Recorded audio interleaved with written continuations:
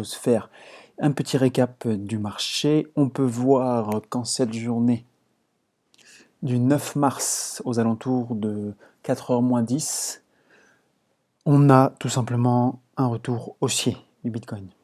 Bon, on est cependant toujours dans l'extrême fear. On se trouve ici sur la plateforme de Get.io qui référence un petit peu une grande majorité des indicateurs qu'il peut y avoir sur le marché, et bien entendu non pas que sur la plateforme Get.io, donc la plateforme d'exchange.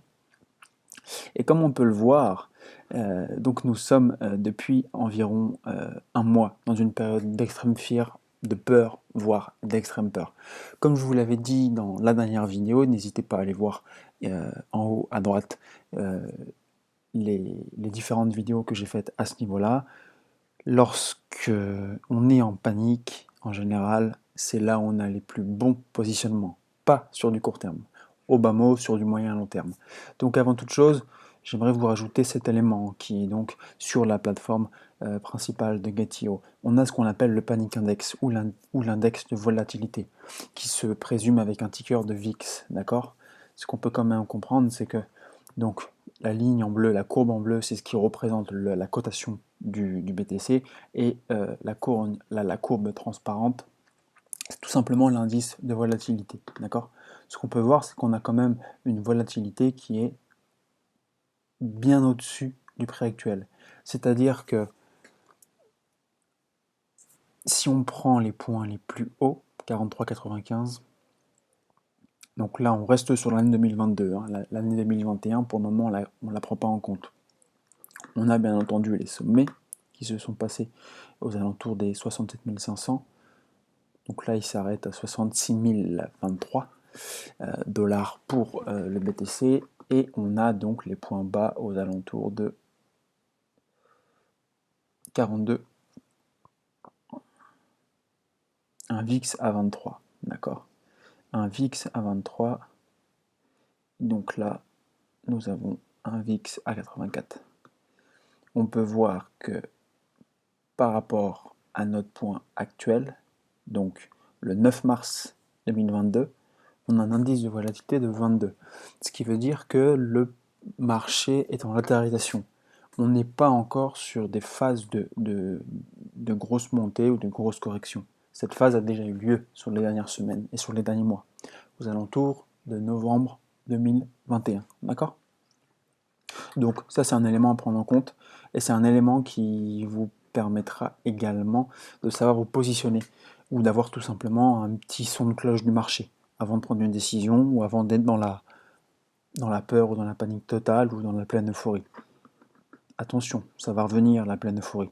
D'ailleurs, ça se rapproche de plus en plus. On va parler un petit peu des liquidations, des contrats à position qui sont actuellement sur le marché. On peut voir que là, vous avez un aperçu. Les liquidations en cours sur 1 heure, sur 24 heures, 120 millions, 8 millions. Donc là, c'est un point global. On a les contrats en position sur Gate et sur Get.io et sur le marché global qui référence donc tous les plus gros exchanges, d'accord? Et puis ensuite, on a quand même le sentiment de marché par rapport au long vs short. Je rappelle, un long, c'est tout simplement une position à la hausse, et un short est une position à la baisse, d'accord? Dans cette vidéo, on va parler indicateurs. On va parler indicateurs et on va essayer tout simplement d'avancer sur notre prise de décision, sur notre réflexion par rapport à qu'est-ce qu'on doit faire, est-ce qu'on doit vendre, est-ce qu'on doit acheter, est-ce que c'est le moment d'acheter, est-ce que c'est le moment de vendre. Et ça doit se faire dans un premier temps par rapport à votre stratégie de base, par rapport à votre plan de base que vous avez établi, bien entendu, à l'avance, avant d'investir sur la crypto-monnaie, avant d'écouter vos youtubeurs préférés. D'ailleurs, au passage, n'hésitez pas à liker, à vous abonner et à partager cette vidéo. Et on va vraiment parler indicateurs, d'accord? Je vais vous montrer quelques éléments très simples qui va tout simplement vous permettre et nous permettre d'être un petit peu plus éduqués sur comment se situe le marché, comment il évolue et sur quoi est basé le marché de la crypto-monnaie, d'accord?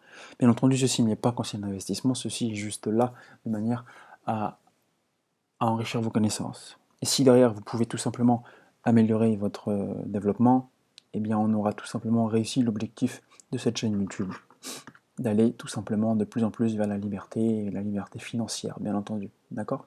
Donc on peut voir les longs vs les shorts, d'accord? On peut voir 249 millions de longs, 247 millions de shorts.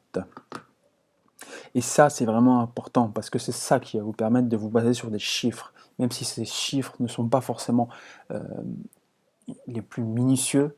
Déjà, vous avez un sentiment de marché. Ce qu'il faut bien prendre en compte, c'est que si on compare ce type de data qui est offert et qui est gratuit sur Getio, c'est payant sur la plupart des autres indicateurs comme Glassnode, comme Messari, comme Grayscale, etc. Bien entendu, il n'y a pas le même niveau également de données, mais allez là où tout simplement vous avez le plus de pertinence en termes d'information, d'accord? Donc ensuite on a les coins les plus populaires, donc on a bien entendu les top 20 des crypto-monnaies, et encore, on voit bien qu'au final, on n'est pas forcément dans un top 20, mais on a quand même pas forcément les plus grosses capitalisations, mais les cryptos de hype en ce moment, d'accord? On en a des très vieux comme le XMR, comme le XRP, je ne suis pas sur le XRP, mais on a vraiment des indicateurs qui nous permettent de savoir nous positionner également de façon globale, également de façon spécifique et nichée sur un coin ou sur un marché dans son ensemble, d'accord? Donc vu que vous avez fait vos devoirs de base et que vous savez en quoi vous investissez à peu près, à combien votre projet se situe sur les 8 à 15 000 projets actuels en crypto-monnaie, et bien tout simplement vous aurez cette facilité avec Getio, en tout cas la partie, donc je répète, Big Data de Getio, vous aurez cette facilité à prendre des décisions. D'accord? On va refaire un petit tour rapidement sur la liquidation data. Je vais vraiment aller à l'essentiel, je vous l'ai déjà montré dans une autre vidéo. On peut voir donc qu'en ce mardi 9 mars, on a 126 millions de liquidation sur BTC et 50 millions sur ETH. D'accord? Admettons, on veut se concentrer que sur ETH. Et bien tout simplement, voilà. 10 millions sur ETH, 303 millions sur ETH pour 24 heures. Tout est indiqué.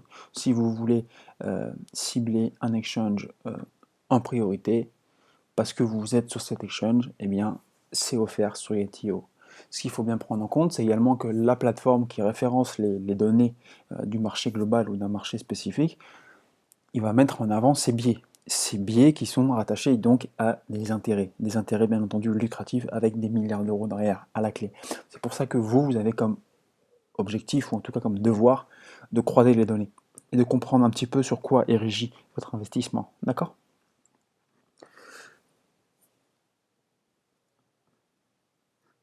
Donc voilà, on a la quantité de liquidation sur GetPerps, sur UobiPerps, BinancePerps, OKExPerps. Et ça, encore une fois, c'est assez intéressant. Maintenant, si vous ne faites pas de futurs, par exemple, mais que vous achetez par exemple un coin qui a des futurs perpétuels ou autres, eh bien c'est important de savoir les volumes qu'il y a sur ce projet. Parce que quand les options ou quand les futurs de votre coin, admettons votre gate token par exemple, eh bien vous allez pouvoir tout simplement anticiper les fins de mois. Les fins de mois et les, les fins d'options sur votre projet pour pouvoir tout simplement déterminer la tendance de votre token. C'est pour ça qu'il est souvent conseillé de ne pas se concentrer sur une centaine de projets en même temps, plus une 10 voire une vingtaine de projets, et de pouvoir les suivre. D'accord? Maintenant, tout dépend de votre objectif. On avance, ça fait déjà environ 8 minutes qu'on est ensemble. Ça va être une vidéo d'environ 20 minutes, d'accord? Et avec tout ce que je vous prépare, je pense que vous allez être assez satisfait du contenu. N'hésitez pas d'ailleurs à m'en faire part dans les commentaires. Donc ensuite, on a l'open interest. Qu'est-ce que l'open interest? L'open interest, c'est tout simplement la relation, la corrélation entre les longues vs les shorts, d'accord? Pourquoi je dis les longues vs les shorts? C'est parce que, admettons, je rentre dans une position avec 10 000 dollars sur du long, et bien tout simplement l'open interest sera de 10 000. Peu importe, euh, peu importe ce que vous faites. Ce qu'il faut savoir, c'est que vous n'êtes pas seul sur le marché. Et ce qu'il faut savoir, c'est que Ça, cette option, ce point se répète sur les principaux acteurs du marché, qu'ils soient des retail comme nous, des particuliers, ou alors des institutionnels ou des fonds de gestion. D'accord. Donc l'open interest, c'est tout simplement ce qui vous permet de déterminer l'intérêt du marché à la hausse ou à la baisse. D'accord. Pour faire simple, je vais vous montrer un petit graphique que je vous ai fait. D'accord. Donc, tous ces éléments, vous pourrez les retrouver dans la formation, vous pourrez les retrouver également sur mon site internet. Je suis en train de remasteriser mon site internet par rapport à ce que je mets en place au niveau de la crypto et la blockchain. Et ça vous permettra tout simplement d'avoir une base de suivi avec une base de données qui sera directement réintégrée à mon site internet. D'accord? Donc, en effet, le marché sur lequel vous positionnez, c'est ce qu'on peut appeler un marché spot ou un marché futur. Maintenant, même si vous ne faites pas de trading, mais que vous vous concentrez donc sur un coin qui, lui, a des points d'entrée sur la future, sur le perpétuel, et bien tout simplement, le prix ou la volatilité de votre projet sera rattaché donc au futur. C'est pour ça qu'il faut bien entendu définir vos points d'entrée, définir votre perte également, définir votre prise de profit. L'open interest représente la somme totale positionnée sur les produits dérivés d'un actif. Je long achat sur dérivé le Bitcoin pour 10 000 $ sur le marché perpétuel, l'open interest augmente de 10 000 $. Si j'étais amené à clôturer une position longue, alors l'open interest baisserait de 10 000 $. Je short, vente à découvert, le Bitcoin pour 10 000 $ sur le marché perpétuel.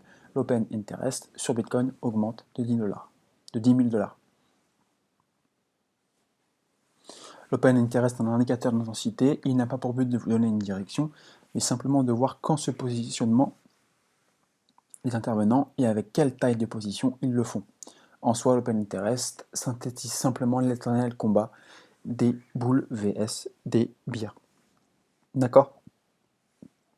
Et donc, ce qui va influencer l'open interest et donc le prix du marché, c'est tout simplement les liquidations.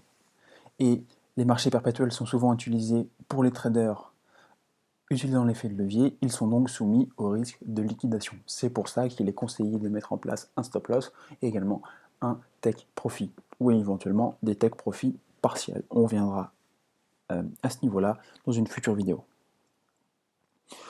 Donc pour faire simple, le prix augmente, l'open interest augmente, le volume du marché global augmente, interprétation, tendance très haussière. Le prix augmente, l'open interest baisse, le volume baisse, interprétation, tendance haussière faiblissante. Parce que bien entendu, il n'y a pas que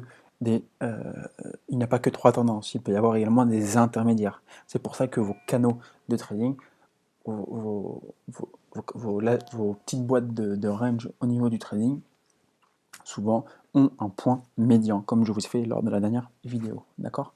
Donc le prix baisse, l'open interest augmente, le volume augmente, et l'interprétation, tendance très baissière. Le prix baisse, l'open interest baisse, le volume baisse, interprétation, tendance baissière faiblissante. Ça, c'est quand même important à le comprendre. Je reconnais que c'est pas simple, mais c'est sur ça que vous vous positionnez, d'accord? Vous ne vous positionnez pas que sur du Shiba Inu, pas que sur du Floki ou que sur du Saitama, d'accord? Vous êtes principalement, et encore moins que sur du Play to Earn, des petits NFT pixelisés. Non, vous êtes sur un marché construit, qui est en pleine expansion et qui, je le répète, est très spéculatif. C'est pour ça qu'il est important de comprendre les choses qui, je le reconnais, font un petit peu mal au cerveau, mais qui sont juste indispensables. C'est un marché spéculatif, c'est un marché de trading, donc on est sur un marché, donc il y a des lois qui régissent ce marché et il faut les comprendre. Sinon, c'est là où on va se retrouver dans des situations compliquées et des situations voire même paniquantes. D'accord? Donc ensuite, le long short ratio, je vous l'ai déjà montré, mais je vous le remontre rapidement.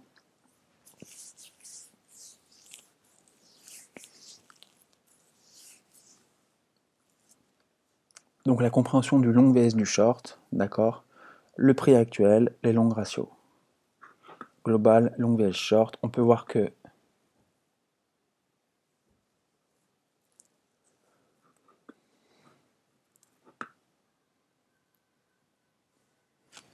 pendant que je vous parle, il est donc 4 heures, le BTC à 42 250, on est le 9 mars. Très important de valider les clôtures journalières et les clôtures hebdomadaires de manière tout simplement à déterminer où est-ce qu'on en est par rapport au marché. Ne prenez pas une décision sur de l'intraday, d'accord? Prenez une décision sur, sur au moins une journée, voire au moins entre 1 à 3 jours et entre 3 à une semaine minimum. C'est pour ça que même si vous êtes en perte, attendez un rebond du marché avant de liquider, admettons, votre portefeuille. Ça vous permettra de tout simplement ne pas être dégoûté du marché. Donc la compréhension du long vs du short, long ratio 50,5%, un prix à 42,150 000 $ à 23 heures. Prenez le temps de comprendre. C'est pas simple, je le reconnais, mais il faut vraiment prendre le temps, selon moi, de le comprendre. Donc, je le répète, tous ces indicateurs, ce sont des mines d'or que vous devez tout simplement exploiter et mettre au profit de votre portefeuille. Donc, block trade, block order, je vous laisserai tout simplement prendre le temps de comprendre de quoi il s'agit. Et donc, la partie holding, si j'ai bien compris, il s'agit tout simplement des personnes qui hold tout simplement leur portefeuille et donc les différents projets qu'il y a dessus. Et donc, les adresses principales qui se situent dessus. Il faut encore que je travaille un petit peu le sujet, mais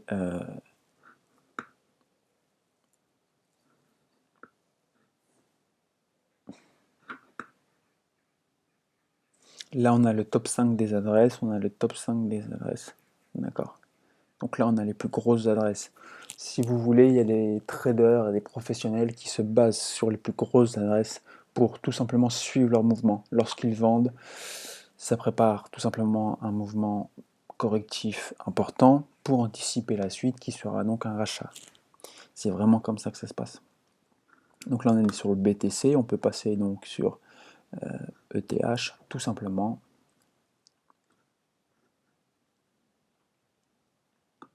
Ainsi de suite, ainsi de suite. Maintenant, on a les directions en fund flow, on a le funding rate, c'est un indicateur qui est quand même relativement important à comprendre.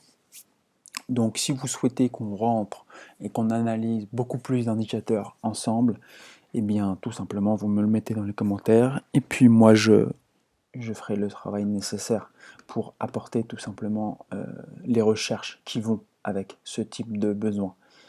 Car je vous l'accorde, ce sont des points qui font mal à la tête. Surtout, prenez le temps de laisser au moins 48 heures avant de prendre une décision quand vous liquidez votre portefeuille et quand ça corrige, pour ne pas être dégoûté le lendemain ou la semaine d'après. C'est pour ça que vous devez rentrer sur un horizon de temps supérieur à un mois, voire même 3 à 6 mois. D'accord ? Et ce qui est encore très important selon moi, c'est le Grayscale Fund. Donc Grayscale, c'est l'une des premières sociétés qui s'est vraiment positionnée sur tout simplement le Bitcoin et par la suite l'ETH. Et à l'heure actuelle, c'est l'une des sociétés qui a le plus de BTC au niveau mondial. Si je ne dis pas de bêtises, ça a peut-être changé entre temps. Donc ce qu'on peut bien entendu voir par rapport à ça, c'est donc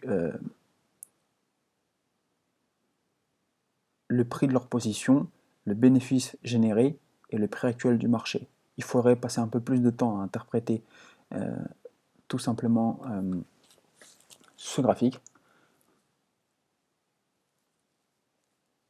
Et on peut voir donc que sur début novembre, sur la plupart du marché, on a des graphiques qui se ressemblent de plus en plus. Donc depuis début novembre, on est dans une correction baissière. On a latéralisé. Beaucoup de nouveaux entrants se sont retrouvés bloqués, complètement liquidés au niveau de leur portefeuille. Je ne parle pas, bien entendu, des traders qui étaient en levier x15 ou x20. Et je répète une chose, s'il y a tout le temps des corrections et s'il y a tout le temps des hausses, c'est bien entendu par rapport à l'excès humain et par rapport à l'excès de certains humains également qui sont là pour nous amener, nous, particuliers, à être vraiment dans l'euphorie, dans l'extravagance ou dans l'extra par rapport à nos décisions, nos prises de position. C'est pour ça que lorsqu'il y a beaucoup trop d'euphorie, automatiquement, cet excès sera régulé par ce que le marché appelle les bear markets. Et les bears, donc représentés par l'ours, sont là pour réguler cet excès et donc l'absorber, d'accord? Et nous, on doit le comprendre parce qu'on est également influencé par rapport à ça. Surtout lorsqu'on a un portefeuille qui est tout simplement positionné. Et bien entendu, je ne parle pas de portefeuille à 10 dollars, mais même un portefeuille à 10 dollars, c'est la même logique qu'il y a derrière. Donc il n'y a pas de petits ou de moyens portefeuilles, il y a des portefeuilles et c'est à vous de déterminer où est-ce que comment vous ressentez tout simplement ce qui se passe. Est-ce que vous êtes fait pour le trading? Est-ce que vous êtes fait pour durer sur 10 ans sur un portefeuille? Est-ce que vous avez compris les lois qui régissent le marché?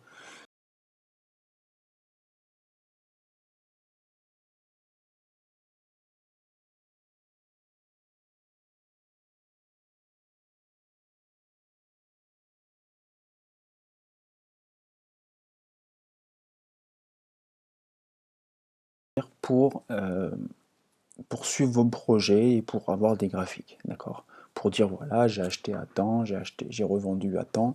Et ce qu'on voit sur une période d'une semaine, c'est que on a donc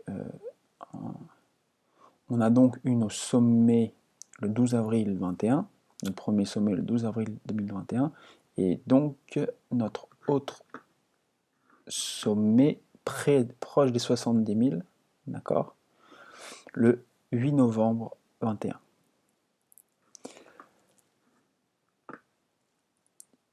Actuellement, on a vraiment un marché qui se reproduit, d'accord?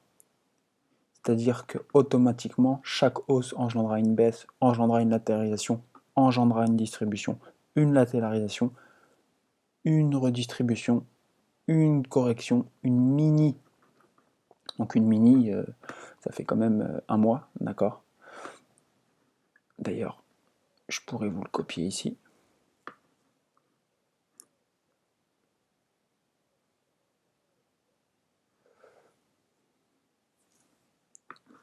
Je le ferai plus tard. Une latéralisation, une correction plus courte, et on rentre dans une latéralisation.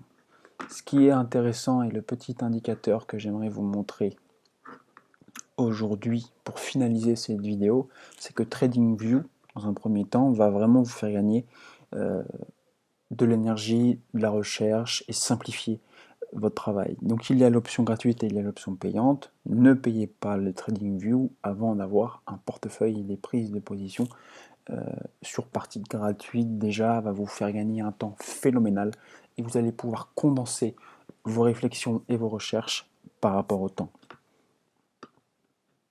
Avec bien entendu la partie gratuite. Ok?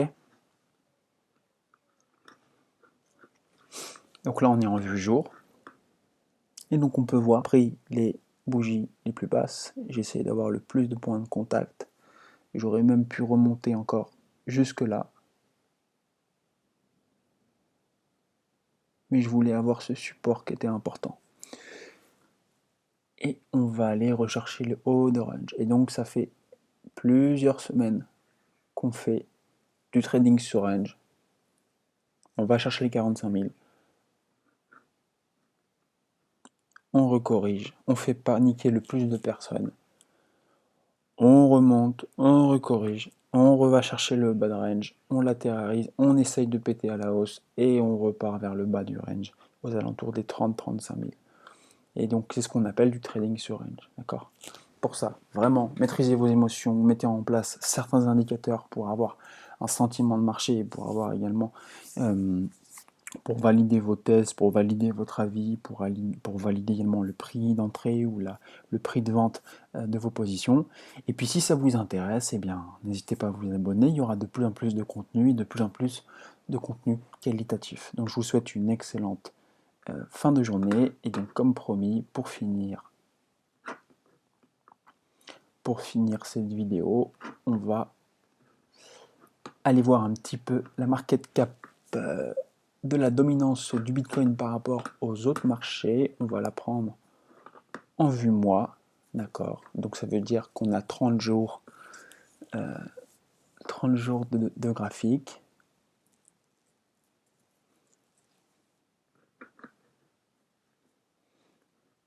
Et je vais vous rajouter un petit indicateur qui est très intéressant.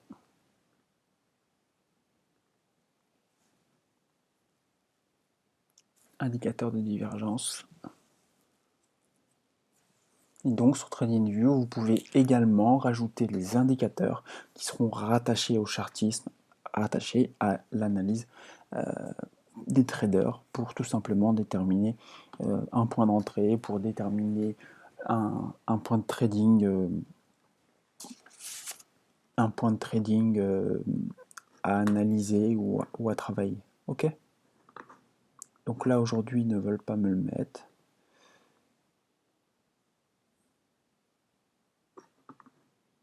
Ils ne veulent plus rien me mettre aujourd'hui. Donc moi je suis sur la partie gratuite.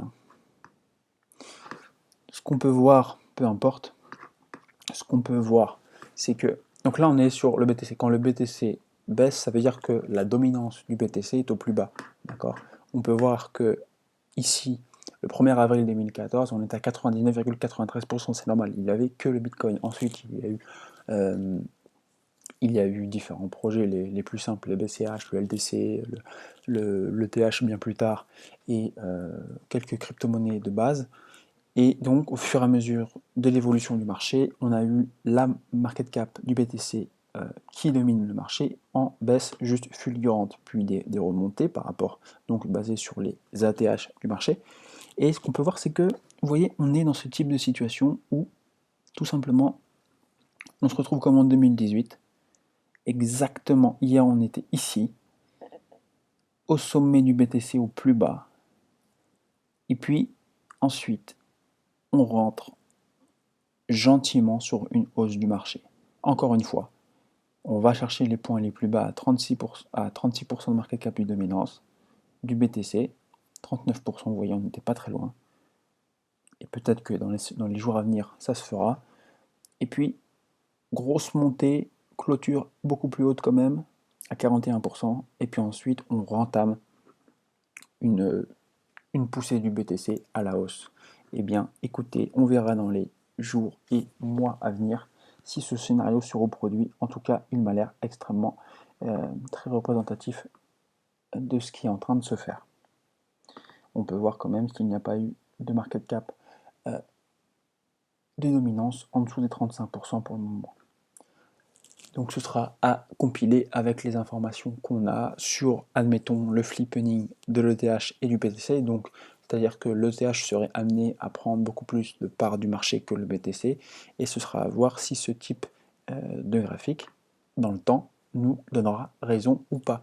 Faites attention à votre portefeuille. N'hésitez pas également à liker, partager et à vous abonner à cette chaîne YouTube pour avoir de plus en plus de contenu. Je vous souhaite une excellente journée. Prenez le temps de comprendre les indicateurs que vous utilisez. Ces indicateurs ne sont pas là pour vous donner une exactitude par rapport à votre prise de décision. Ils sont là pour vous indiquer une position ou tout simplement pour contredire votre analyse. D'accord ? Je vous souhaite une bonne journée et bien entendu, si vous souhaitez vous inscrire sur les exchanges, n'hésitez pas à aller dans la description. Vous aurez donc Getio, vous aurez Binance, vous aurez Bybit. Et puis, bien entendu, je le répète, Getio est sponsorisé par la chaîne, sponsorise la chaîne depuis environ un mois. Donc, si vous souhaitez suivre ce qu'il va se passer, vous pourrez rejoindre également la newsletter, vous pourrez également rejoindre ma formation qui est en train de se finaliser. Et puis, on pourra continuer d'en apprendre un petit peu plus ensemble. Bonne journée, bon bull run, bon développement, et puis à très bientôt.